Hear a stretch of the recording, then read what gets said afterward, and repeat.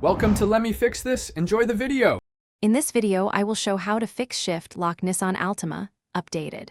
Begin by testing the brake light switch and the shift lock release while the car is in park.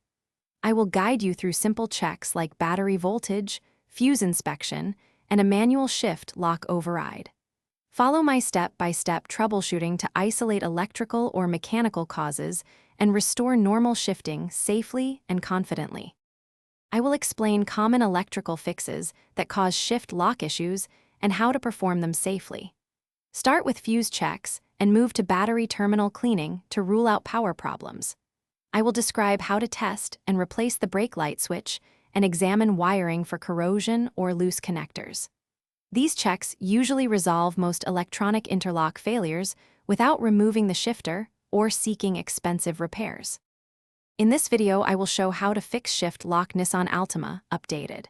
Quick recommendation: if you like reading manuals and repair guides while you work, the Kindle Paperwhite is lightweight and easy to use in the garage. It holds thousands of manuals, has a glare-free screen, and long battery life. If you find this helpful, please subscribe and like, and check the description for the link and other deals. Now let's get back to the video.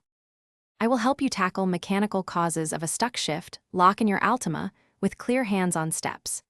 Begin by visually inspecting the shift cable and linkage for damage and lubrication needs.